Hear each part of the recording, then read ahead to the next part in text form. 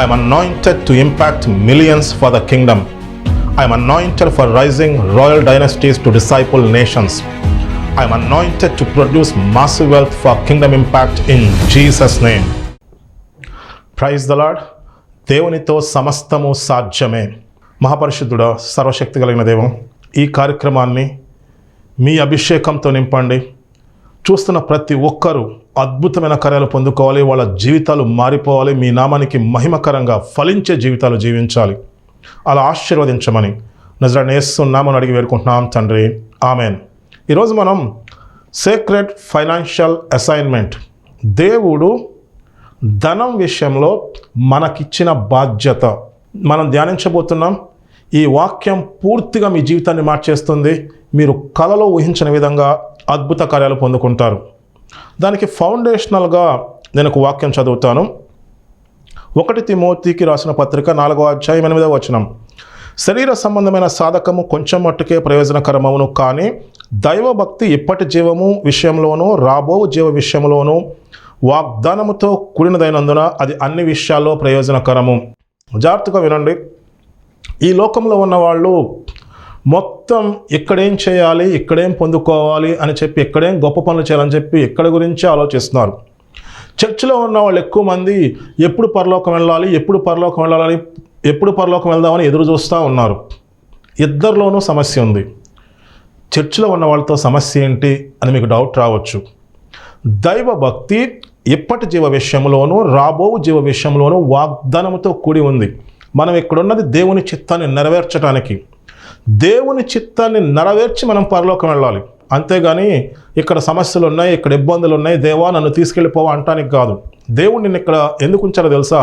ఆ సమస్యలకి పరిష్కారం నీ దగ్గర ఉంది. నువ్వు దేవుని చిత్తాన్ని నెరవేర్చాలి, అప్పుడు నువ్వు పరలోకం వెళ్ళాలి. సరే, ఈ వాక్యాన్ని అందరికీ షేర్ చేయండి, మళ్ళా వినండి. మీ జీవితం కలలో ఊహించిన విధంగా మారిపోతుంది. ఫస్ట్ అలైన్మెంట్, మనం దేవునితో ఏకీభవించాలి. మీరు దేవునికి సిరికి దాసులుగా ఉండలేరు.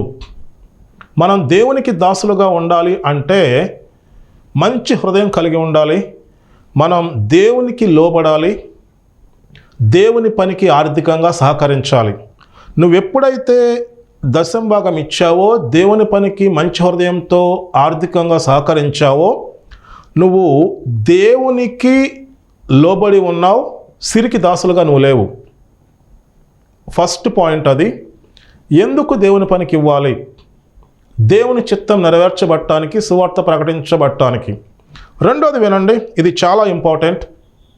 చాలామంది క్రైస్తవులు ఏమనుకుంటారంటే దేవునికి సిరికి దాసులుగా ఉండలేము కాబట్టి ధనం గురించి అసలు మాట్లాడం, మేము దేవునికి దాసులుగా ఉంటాం. కానీ వాస్తవానికి ఆర్థిక సమస్యల్లో ఉంటారు. నువ్వు ఆర్థిక సమస్యల్లో ఉన్నావంటే నువ్వు సిరికి దాసులుగా ఉన్నావు. నీకు ఆ విషయం తెలియట్లా. అపవాది నిన్ను మాయలో ఉంచాడు, అపవాది నిన్ను ఊబిలో ఉంచాడు, అపవాది నిన్ను ఏలి పరిపాలిస్తున్నాడు. ఎలా ఏలి పరిపాలిస్తున్నాడు? నువ్వు సిరికి దాసుడవు. నువ్వు ఎప్పుడు లెగవాలో సిరి చెప్తుంది, నువ్వేం చేయాలో ఆ సిరే చెప్తుంది, నువ్వు పిల్లల్ని చదివించాలా వద్దా ఆ ధనమే చెప్తుంది, నువ్వు ఇల్లు కట్టుకోవాలా వద్దా ధనమే చెప్తుంది, నువ్వు దేవుని సన్నిధికి వెళ్ళాలా వద్దా ధనమే చెప్తుంది, నువ్వు దేవుని పనికి ఇవ్వాలా వద్దా ధనమే చెప్తుంది. నువ్వు సిరికి దాసులుగా ఉన్నావు. నువ్వు ఎప్పుడో దేవుని సన్నిధికి వచ్చి, దేవా నేను నీకు దాసుడుగా ఉన్నాను, నేను డబ్బు గురించి మాట్లాడినంటున్నావు. యేసు ప్రభు అంటాడు తను నమ్మిన యూదులతో, మీరు నిజముగా నా వాక్యమందు నిలిచి ఉన్నట్లయితే మీరు సత్యాన్ని తెలుసుకుంటారు, సత్యం మిమ్మల్ని స్వతంత్రులుగా చేస్తుంది. మీరు వినండి, సత్యం మిమ్మల్ని స్వతంత్రులుగా చేస్తుంది. యేసు ప్రభు ఏమంటాడు? యోహాను సువార్త 10వ అధ్యాయం 10వ వచనం. దొంగతనము, హత్య, నాశనం చేయడం మరి దేనికి రాడు, నేను గొర్రెలకు జీవమును అది సమృద్ధిగా కలుగుటకు వచ్చిందని మీతో నిశ్చయముగా ఖచ్చితంగా దేవుడు మనతో చెప్పాడు. ఏంటంటే అపవాది జీవితాన్ని నాశనం చేస్తున్నాడు, నేను మీకు సమృద్ధి ఇవ్వడానికి వచ్చాను. ఏంటి సమస్యకి పరిష్కారం? దేవుడు మనకి సమృద్ధినిస్తాడు. సమృద్ధినిచ్చినప్పుడు సిరి మనల్ని పరిపాలించదు, మనం పరిపాలిస్తాం. అది సంగతి.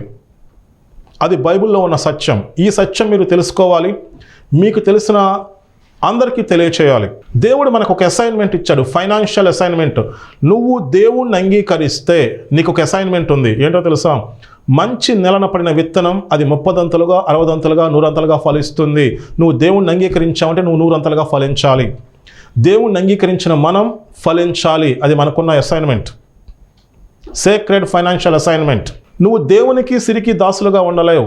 చాలామంది అజ్ఞానంతో సిరికి దాసులుగా ఉన్నారు. నువ్వు ఆర్థిక సమస్యల్లో బంధకాల్లో ఉన్నావా, నువ్వు సిరికి దాసుడివి. నువ్వేం చేయలేవు, నువ్వు దేవుని సన్నిధికి కూడా రాలేవు. సమస్యలు, బంధకాలు, ఊబిలో ఎప్పుడు పరలోకం వెళ్దామని ఎదురు చూస్తున్నావు. ఎందుకంటే నువ్వు ఇక్కడ ఊబిలో ఉన్నావు. నీకు తెలియకుండా నువ్వు సిరికి దాసులుగా ఉన్నావు. సిరి నిన్ను పరిపాలిస్తుంది. నువ్వేం చేయాలో సిరే చెప్తుంది. నువ్వు ఎప్పుడు పడుకోవాలో సిరి చెప్తుంది. ఎప్పుడు లెగాలో సిరి చెప్తుంది.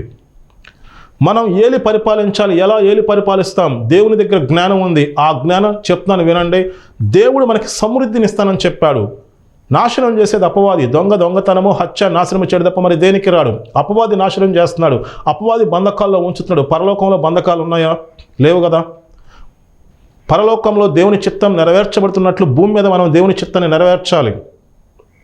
నెరవేర్చాలంటే మనం ఏం చేయాలంటే మనం సమృద్ధిలోకి రావాలి. అది దేవుడిస్తానని చెప్తున్నాడు.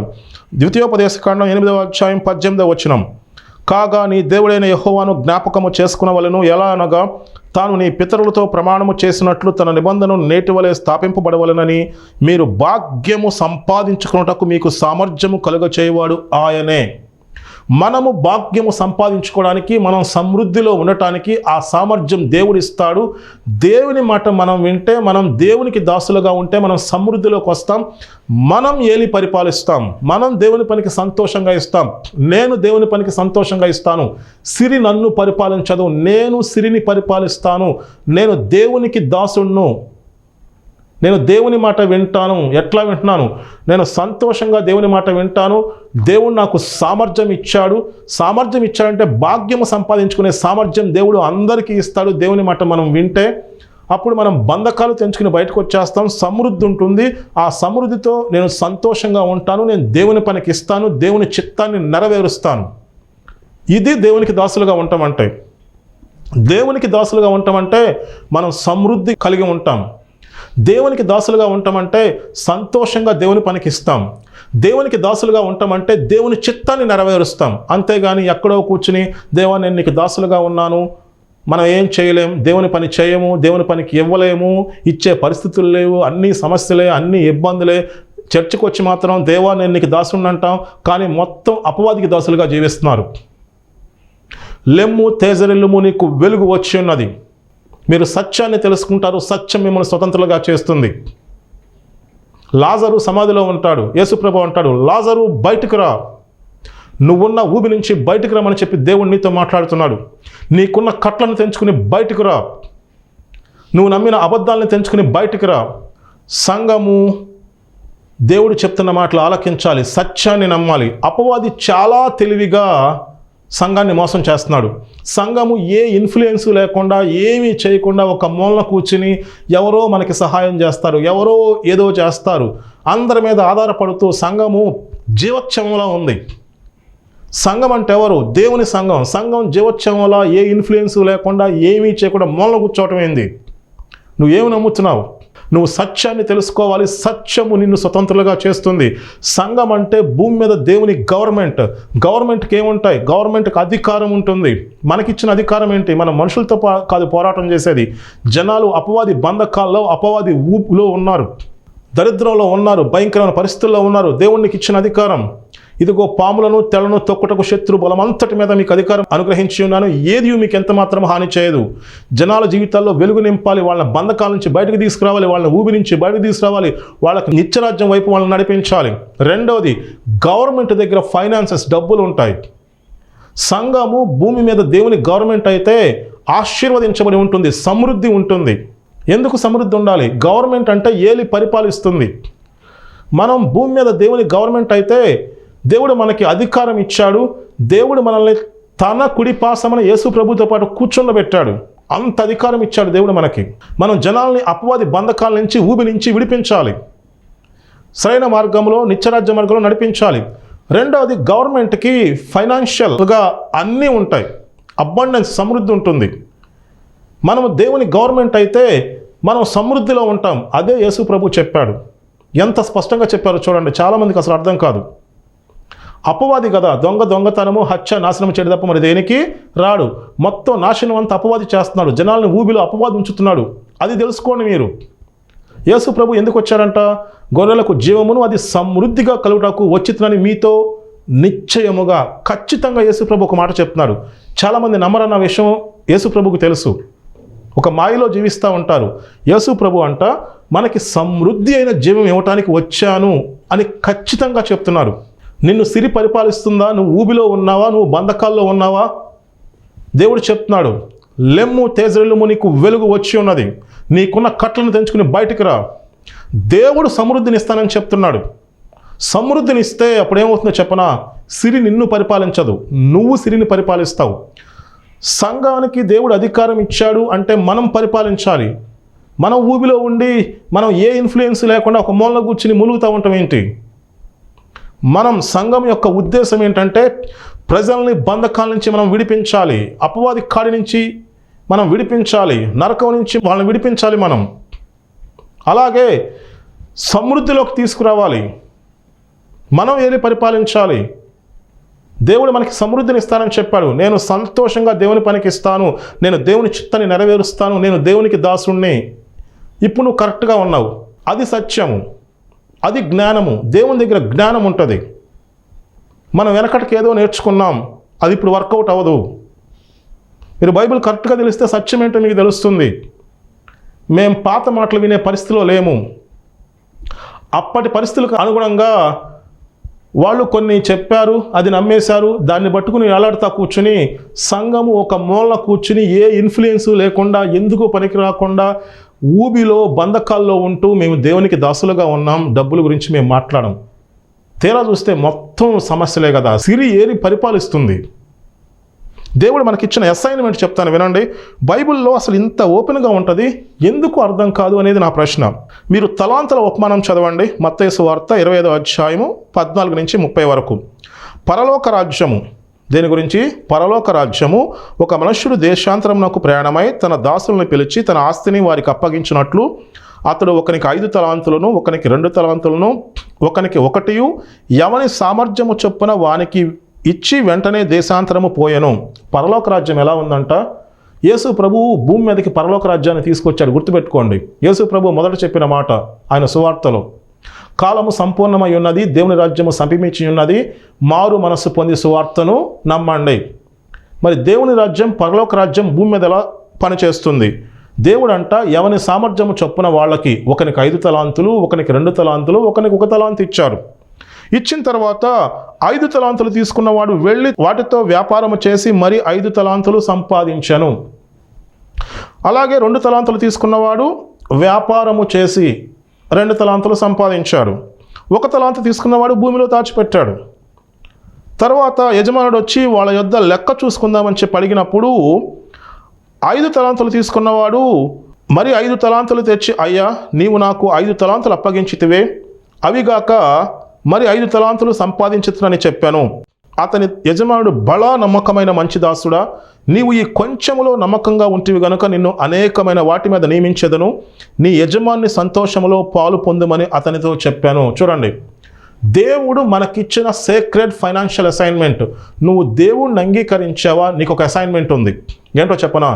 నువ్వున్న ఊబిలో నుంచి నువ్వు బయటకు రావాలి. అదే అసైన్మెంట్. నువ్వు సమృద్ధిలోకి రావాలి. నువ్వు ఏలి పరిపాలించాలి. ధనం నిన్ను ఏలి పరిపాలించడం కాదు. నువ్వు సంతోషంగా దేవుని పనికి ఇవ్వాలి. నువ్వు దేవునికి దాసుడుగా ఉండాలి. నువ్వు దేవుని చిత్తాన్ని నెరవేర్చాలి. అది దేవుడు మనకిచ్చిన అసైన్మెంట్. నువ్వు సమృద్ధిలోకి లేకుండా నువ్వు దేవుని చిత్తాన్ని నెరవేర్చలేవు. యేసు ప్రభు ఎంత స్పష్టంగా ఈ ఉపమానం చెప్తారో చూడండి. తలాంతులు అంటే పాటలు పాడటం కాదు, తలాంతులు అంటే చప్పట్లు కొట్టడం కాదు, తలాంతులు అంటే ప్రార్థన చేయటం కాదు. తలాంతులు, ఇది ధనం గురించి యేసు ప్రభు మాట్లాడుతున్నారు. 1 తలాంతు తీసుకున్న వ్యక్తి భూమిలో దాచిపెడతాడు. భూమిలో దాచిపెట్టి ఏమంటాడో తెలుసా ఆయన? నువ్వు విత్తని చోట కోయివాడవు, చల్లని చోట పంట కూర్చుకొను కఠినమని నేను ఎరుగుదును గనక ఈ తలాంతుని నేను భూమిలో దాచిపెట్టాను, ఇదిగో అంటాడు. అప్పుడు యేసు ప్రభు ఏం చెప్తాడు? నువ్వు ఈ ధనాన్ని సాహుకారుల యొద్ద ఉంచితే వాళ్ళు వడ్డీతో అన్న తిరిగిచ్చేవాళ్ళు కదా. సాహుకారులు అంటే మీకు తెలుగు అర్థం కాకపోతే ఇంగ్లీష్ బైబిల్ ఉంటుంది, బ్యాంక్. ఈ ధనాన్ని బ్యాంకులో పెడితే వాళ్ళు వడ్డీతో సహా ఇచ్చేవాళ్ళు కదా. నువ్వు దాన్ని ఎందుకు దాచిపెట్టావు?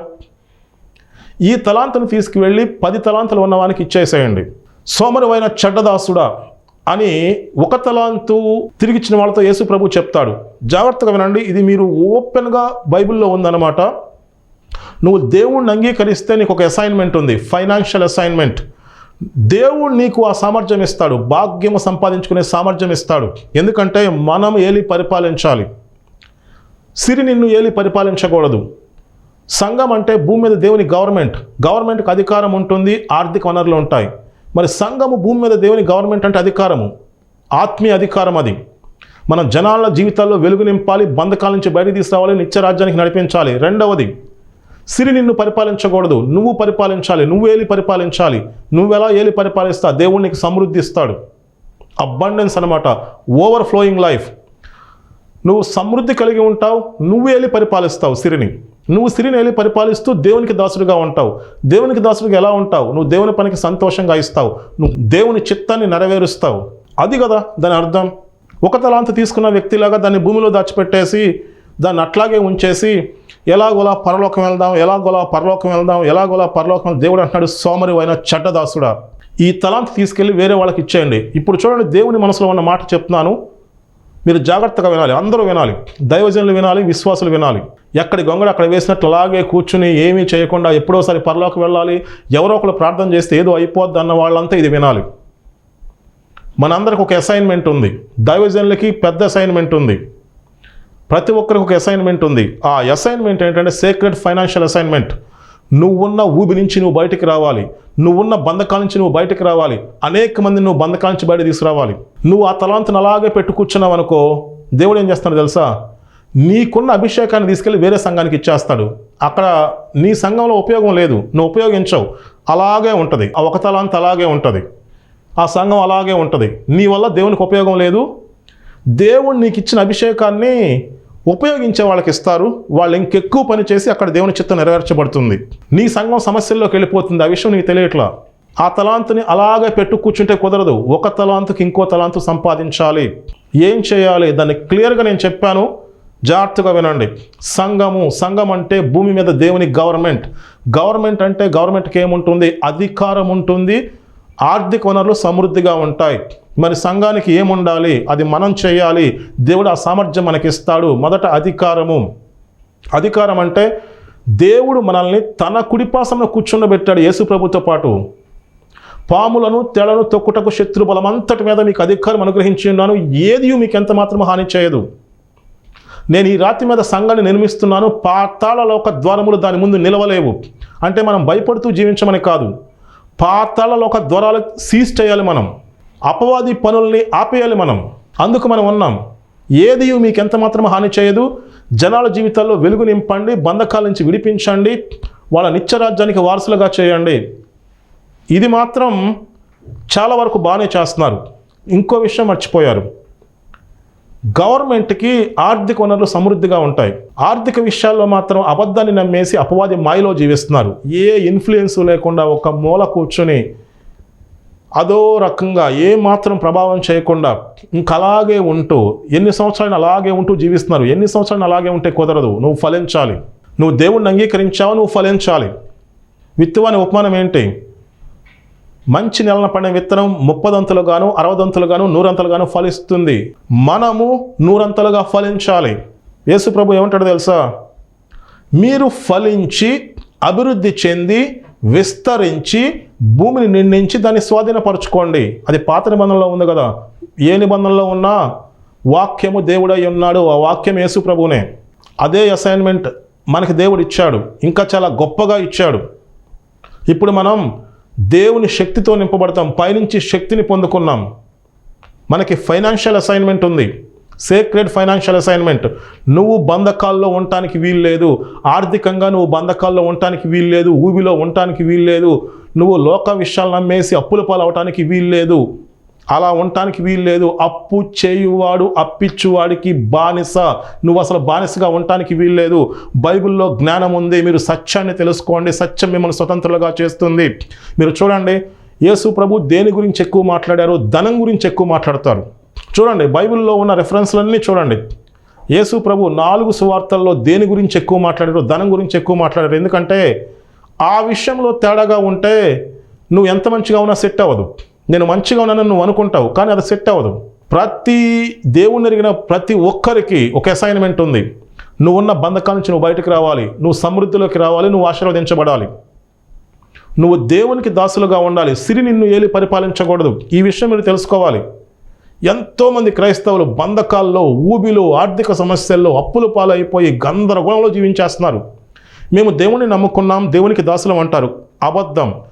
అపవాది నిన్ను పరిపాలిస్తుంది, సిరి నిన్ను పరిపాలిస్తుంది. సిరి నీ జీవితాన్ని కమ్మేసింది, నిన్ను ఊబిలో ఉంచేసింది. నువ్వు ఊబిలో ఉన్నావు, ఊబి నుంచి బయటికి రావు. నువ్వు లోకం విషయాలు తేలా నేర్చుకున్నావు, మొత్తం అన్ని అప్పులు చేసి అన్నీ కొనేస్తూ ఉంటావు, అప్పుల ఊబిలో ఉన్నావు. నువ్వు ఊబిలో ఉండి నిన్ను దేవునికి దాసుని అంటున్నావు.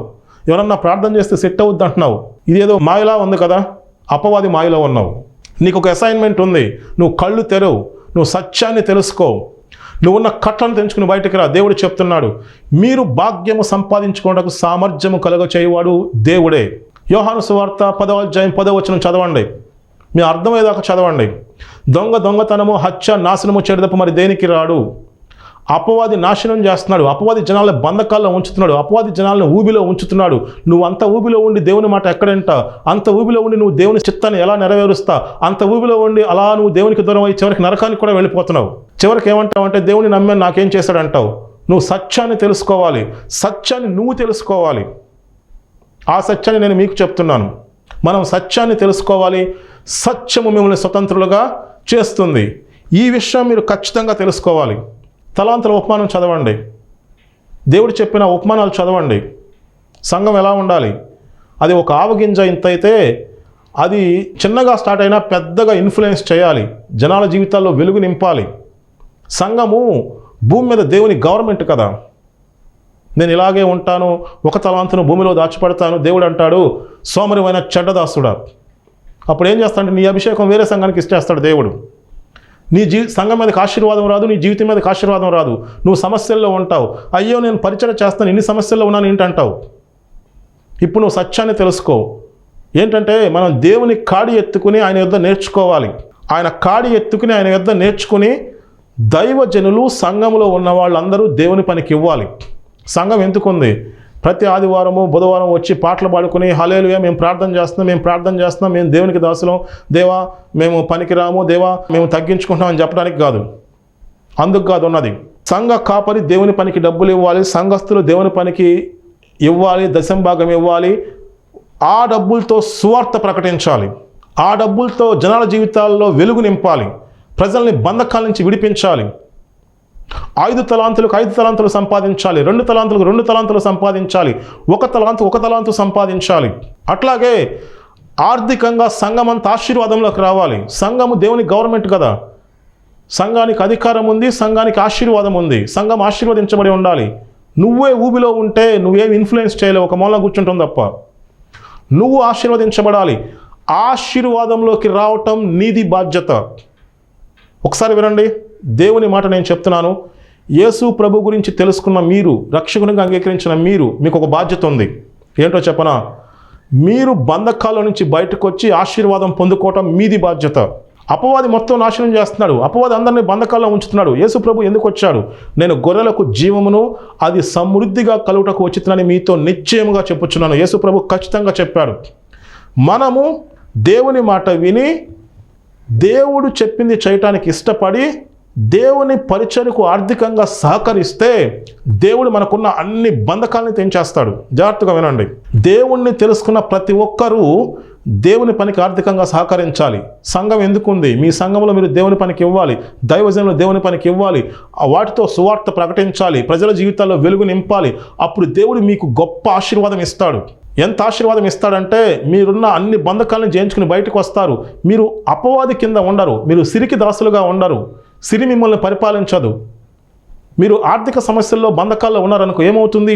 సిరి మిమ్మల్ని పరిపాలిస్తుంది. మీరు ఎప్పుడు లెగాలి, ఎప్పుడు పడుకోవాలి, ఏం చేయాలి, ఏం చేయకూడదు, పిల్లల్ని చదివించాలా వద్దా, ఇల్లు కట్టుకోవాలా వద్దా, సంఘానికి రావాలా వద్దా, సంఘానికి రాలేము, పనికి వెళ్ళాలి, సంఘానికి రాలేము, జాబ్కి వెళ్ళాలి, ఏం చేయాలో సిరి మిమ్మల్ని పరిపాలిస్తుంది. సిరికి దాసులుగా ఉన్నారు, భ్రమలో ఉండమాకండి మేము దేవునికి దాసులమని. దేవుడు సమృద్ధినిస్తాను, ఖచ్చితంగా ఇస్తానని చెప్పాడు. దాన్ని పొందుకోవాలి, మంది బాధ్యత.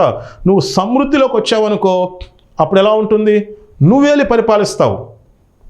సంఘము ఏలి పరిపాలించాలి. పరిస్థితుల కింద నలిగిపోవడానికి లేము. మనం పరిస్థితుల కింద నలిగిపోతూ ఎవరన్నా ఇస్తారా, ఎవరన్నా 200 ఇస్తారా, ఎవరన్నా 300 ఇస్తారా ఎదురు చూడటానికి కాదు, నువ్వు ఇవ్వాలి. నీకు ఒక బాధ్యత ఉంది. నువ్వు ఆశీర్వాదాన్ని పొందుకోవాలి. నీకు బాధ్యత ఉంది. గుర్తుపెట్టుకోండి, దేవుని కాడి ఎత్తుకుని దేవుని యొద్ద నేర్చుకోవాలి, అభిషేకాన్ని పొందుకోవాలి, ఆశీర్వాదాన్ని పొందుకోవాలి. 2 బాధ్యతలు ఉన్నాయి ప్రతి ఒక్కరికి. పరిచర్య చేసేవాళ్ళు అభిషేకాన్ని పొందుకోవాలి, ఆశీర్వాదం పొందుకోవాలి. ప్రతి సంఘస్థులు అభిషేకము ఆశీర్వాదాన్ని పొందుకోవాలి. నీ కుటుంబము అభిషేకంతో ఆశీర్వాదంతో నింపబడి ఉండాలి. ప్రతి ఒక్కరూ అభిషేకాన్ని ఆశీర్వాదాన్ని పొందుకోవాలి.